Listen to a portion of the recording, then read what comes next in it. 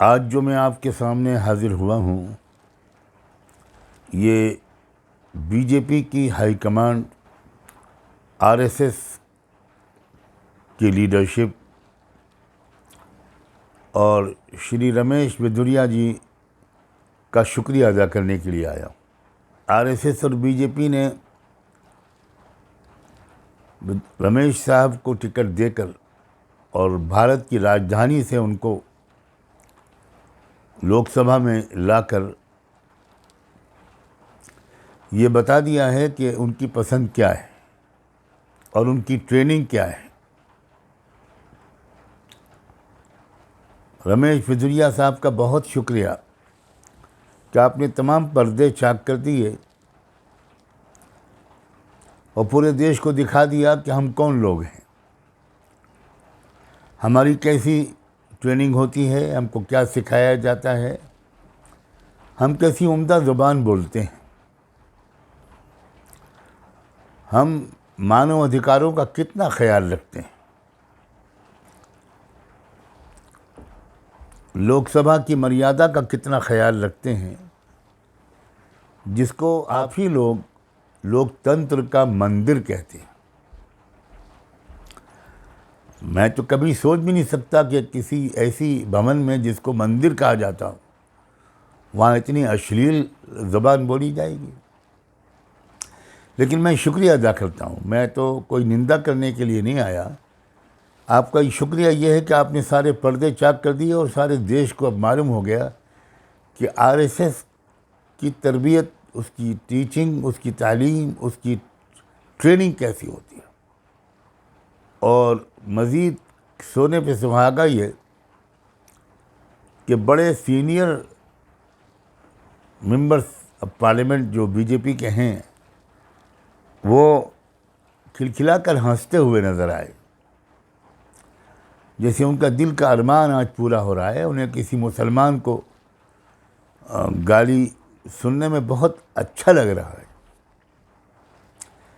गली कूचे में, पूरे मुल्क में, जगह जगह तो ये सब होता ही था और इसके आगे हिंसा भी होती थी। अब आपने उसको पार्लियामेंट्री एक लाइसेंस दे दिया कि जब हम यहाँ इस सदन में यहाँ तक जा सकते हैं तो तुमको भी खुला मैसेज ले लेना चाहिए कि तुम पूरे मुल्क में मुसलमानों के ख़िलाफ़ कहाँ तक जा सकते हो। दिल्ली से चुने हुए सांसद का यह हाल है। ये भारत की राजधानी के लोग हैं जिन्होंने इनको चुनकर भेजा है। मुझे बहुत उम्मीद है कि वो शायद दोबारा ऐसी गलती अब नहीं करेंगे। पूरे देश के तमाम वोटरों को, पूरे देशवासियों को मैं कहना चाहता हूं कि अब आपके हाथ में फैसला है। अब कोई ढका छुपा नहीं रह गया, अब कोई मसला विचारधाराओं का भी नहीं रह गया। अब आपके हाथ में फैसला है कि क्या आप दोबारा चुनेंगे इस पार्टी को, आप दोबारा चुनेंगे इन लोगों को। मैं अपनी ज़ुबान ख़राब नहीं करना चाहता, वरना वाकई ये कितने लफंगे, कितने गुंडे किस्म के लोग हैं। इनको तो शरीफ आदमी के ड्राइंग रूम में जगह नहीं मिलनी चाहिए और इनको मुल्क के पार्लियामेंट में बिठाया गया है। बना हो राजनाथ सिंह का, वो लखनऊ से इलेक्शन लड़ते हैं तो शायद लखनवी तहजीब का थोड़ा बहुत असर उन पर पड़ा है और कुछ अपने वोटर्स का भी उनको कुछ ख्याल हुआ होगा कि उन्होंने माफ़ी मांग ली। कैसी माफ़ी है? एक आप में एक आदमी के अंदर ये जुर्रत नहीं है बीजेपी के मेंबर के। क्या आप वहीं पर खड़े होकर कहते हैं कि इस शख्स को निकालो पार्टी से भी और लोकसभा से भी? तब आपकी शान बढ़ती, तब पता चलता कि पार्टी में सब लोग इतने गिरे हुए नहीं हैं।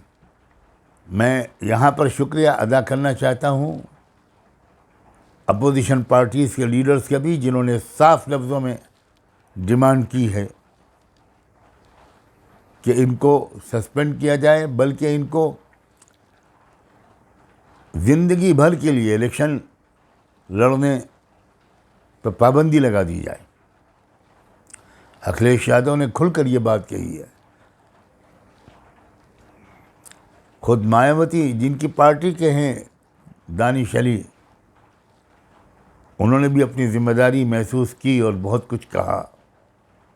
दानिश अली साहब से मैं कहना चाहता हूँ, अगर उन तक मेरी आवाज़ पहुँच जाए कि आप रिज़ाइन मत कीजिए, आप जमकर मुकाबला कीजिए इस आतंकवाद का, इस उग्रवाद का। और मैं चाहता हूं कि जिन लोगों ने आपको पिछले चुनाव में वोट देकर भेजा था, वो आप दुगने वोट देकर आने वाले चुनाव में आपको सदन में भेजें। मैं आपको नहीं जानता, ना आपके बारे में जानता हूं, ना आप मुझे जानते हैं, लेकिन एक इंसान की ऐसी तौहीन, एक मुसलमान को ऐसी गालियां, उन मुसलमानों का ज़मीर कहाँ मर गया है जो राष्ट्रीय मुस्लिम मंच का ढोल बजाते फिर रहे हैं और जो बीजेपी की तारीफ करते हैं और मुसलमानों को आरएसएस से और बीजेपी से जोड़ने की कोशिश कर रहे हैं। क्या हो गया है आपको? आप ये ऐलान क्यों नहीं करते कि अब हम मुसलमान नहीं हैं? मुसलमान नामों के साथ ऐसी बेगैरती, मुस्लिम पहचान के साथ इस कदर ज़मीर फरोशी। आप मुसलमान हैं तो आपको कुछ तो ख्याल होगा कि मरने के बाद खुदा के सामने खड़ा होना है। मैं तो नहीं मान सकता कि जिसको मालूम हो कि मरने के बाद खुदा के सामने खड़ा होना है, वो बीजेपी और आरएसएस जैसी पार्टियों और जैसे संगठनों का साथ देगा, और वो भी इस शर्मनाक वाक़े के बाद। मुझे लगता है कि ये जो कुछ कहा है इस शख्स ने, ये भारतीय जनता पार्टी और आरएसएस के ताबूत में आखिरी कील साबित होना चाहिए। मैं गुजारिश करता हूँ मुसलमानों से, सिर्फ नहीं, सिखों से, क्रिश्चियन से, बुद्धिस्ट लोगों से, एससी एसटी के लोगों से, ये सब अब बाकी चीज़ों को भूल कर बदतरीन सज़ा दें बीजेपी को आने वाले हर चुनाव में। और मुझे इस पर कोई ताज्जुब नहीं हुआ है, इसलिए कि जिन लोगों ने गुरु गोलवालकर को पढ़ा है, जिन्होंने सावरकर को पढ़ा है, वो, उन्हें कोई ताज्जुब हो ही नहीं सकता, इसलिए कि उन्होंने यही शिक्षा दी है अपने चेलों को। एक नशा है बहुमत का, जिसकी वजह से बहुत सी बातें जो अब तक वो लोग पेट के अंदर छुपा कर रखते थे और हर मौके पर नहीं कहते थे, अब तो कोई बात छुपाई नहीं जा रही उनसे।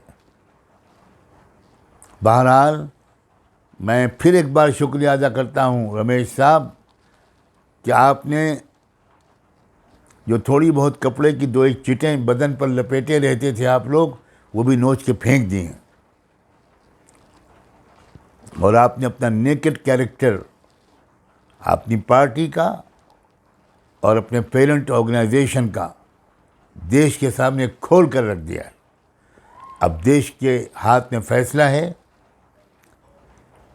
अगर ज़रा भी ज़मीर बाकी है, अगर ज़रा भी हमारे देश के अंदर इंसानियत बाकी है, इन लोगों को कड़ी से कड़ी सज़ा दी जानी चाहिए।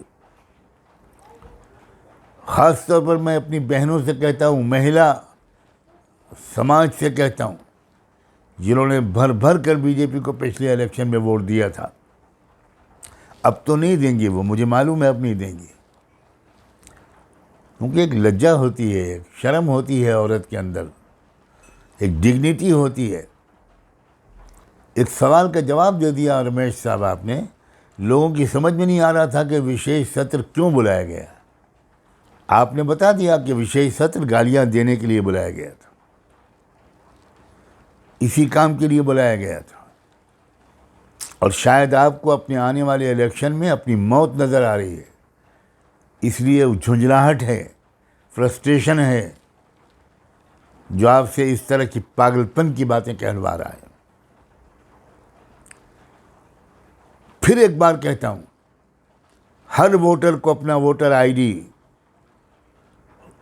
बिल्कुल दुरुस्त कर लेना चाहिए, चेक कर लेना चाहिए, कोई कमी न रह जाए, कोई स्पेलिंग का फ़र्क न रह जाए जिसकी वजह से बहाना मिल जाए। इसलिए हम और किसी तरीके से इन लोगों का जवाब नहीं देना चाहते, हम वोट के ज़रिए इनको जवाब देना चाहते हैं। और इंडिया अलायंस से एक उम्मीद करते हैं कि वो एकजुट होकर दानिश अली का साथ देगा और इस मौके पर अपने सारे इख्तिलाफात भूलकर पूरी ताकत के साथ इसकी निंदा भी करेगा और इसके ख़िलाफ़ पूरे देश में एक माहौल बनाएगा। जाइए पूरे देश में और हर जगह ये वीडियो दिखाइए। मुझे यकीन है कि भारत का आम नागरिक इतना बेशर्म और बेहया नहीं है, वो इन वीडियोस को देखकर वो फैसला कर लेगा कि अब इनको दोबारा चुनाव में नहीं जीतने देना है। मैं अब यहीं पर अपनी बात समाप्त करता हूँ। बहुत बहुत शुक्रिया।